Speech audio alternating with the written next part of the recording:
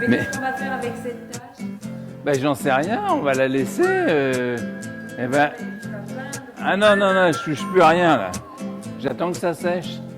Je vois bien qu'elle est belle, elle est bien comme ça. Donc je vais la laisser comme ça.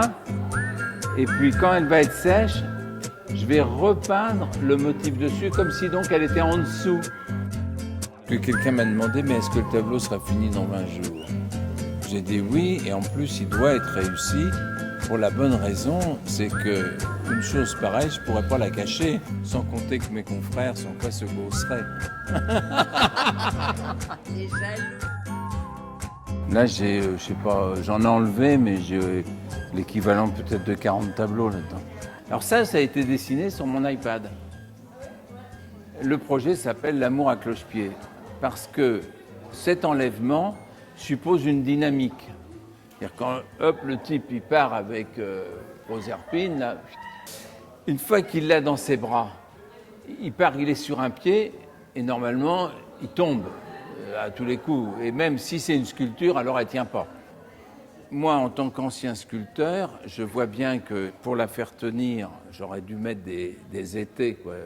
Mais une fois que ça passe dans le monde de la bidimensionnalité qu'est la peinture, tous ces étés ne servent plus à rien. C'est comme si, en faisant ça, j'avais le sentiment d'être très proche, tu vois, de certains tableaux de Fernand Léger, c'est-à-dire où la couleur n'est pas enfermée dans le sujet, mais le traverse. Alors, du coup, eh ben, justement, c'est comme si c'était un fantôme de la forme, donc il est déjà au-delà, il se promène. Qu'est-ce que vous faites sur cette tablette? J'essaie de m'inspirer du travail de Yvan Messac, mais j'essaie de me concentrer sur le visage des personnes. Ici, on peut voir la moitié d'un homme, du corps d'un homme. Ses jambes ici, à cloche-pied, donc, la partie valide en vert. Je me suis directement dirigée sur papier. Là, on a le pinceau, on se salit les doigts, on se tâche, c'est pas le même ressenti. Et la texture, c'est aussi hyper important. Il y a des trucs qu'on peut faire avec le pinceau qu'on peut pas faire avec la tablette. Je tiens à dire que c'était mon rêve d'utiliser une tablette graphique parce que j'adore dessiner et à chaque fois au crayon de couleur c'est pas terrible le rendu des couleurs et là c'est vraiment cool. Il faut que tu écrases les deux calques, comme ça en devient qu'un seul qui est d'une couleur, et une couleur, paf, tu peux tout de suite l'enlever. Et il y a plein de petites astuces, mais enfin c'est bien.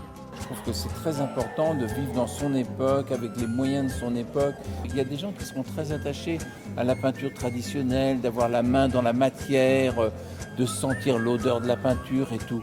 Mais moi, j'ai jamais mythifié tout ça. Même tout le reste m'a toujours paru comme un jeu, et là, je m'amuse beaucoup, et c'est bien, quoi.